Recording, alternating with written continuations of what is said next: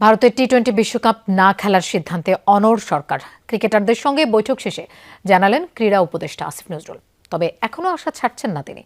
ক্রীড়া উপদেষ্টার বিশ্বাস, ভেন্যু পরিবর্তন করে বাংলাদেশকে বিশ্বকাপ খেলার সুযোগ করে দেবে আইসিসি। ভারতে বিশ্বকাপ না খেলার বিষয়টি চূড়ান্তভাবে আইসিসিকে জানিয়ে দিয়েছে বিসিবিও।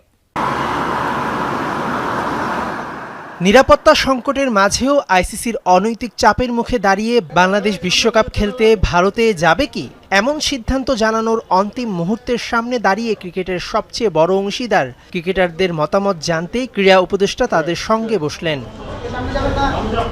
ঢাকার একটি 5 তারকা হোটেলে একে একে প্রবেশ করলেন লিটন, মিরাজ, ইমন, সাইফ, সাকিব, হাসান মাহমুদরা। খানিক বাদেই এলেন বিসিবির সভাপতি আমিনুল ইসলাম বুলবুল ও ক্রীড়া উপদেষ্টা আসিফ নজরুল। সবার মাঝেই উৎকণ্ঠা। ঘণ্টা খানিক মিটিংয়ের পর ক্রীড়া উপদেষ্টা আগের সিদ্ধান্তেই অটল থাকার কথা জানালেন। ভারতে বিশ্বকাপ না খেলা এটা আমাদের সরকারের সিদ্ধান্ত।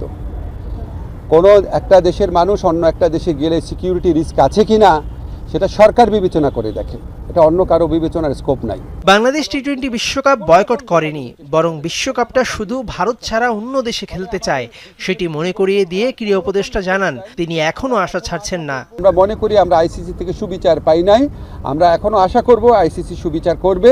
আমাদের যে বিশ্বকাপ খেলার যে অধিকার, যেটা শ্রীলঙ্কাতে আমাদের খেলার সুযোগ রয়েছে, এরকম বহু নজির পৃথিবীতে আছে যে অন্য একটা ভেন্যুতে সিকিউরিটি রিস্কের কারণে খেলা হচ্ছে। আমাদের এখানে জেনুইন সিকিউরিটি রিস্ক আছে। ক্রিকেটাররা কি চান সেই বিষয়টা অবশ্য কিছু জানা যায়নি। লিটন, মিরাজরা গণমাধ্যম এড়িয়ে গেছেন। ক্রিকেটারদের সাথে আমার যা কথা হবে সেটা আমাদের ব্যক্তিগত ব্যাপার, আমাদের প্রিভিলেজ কমিউনিকেশন।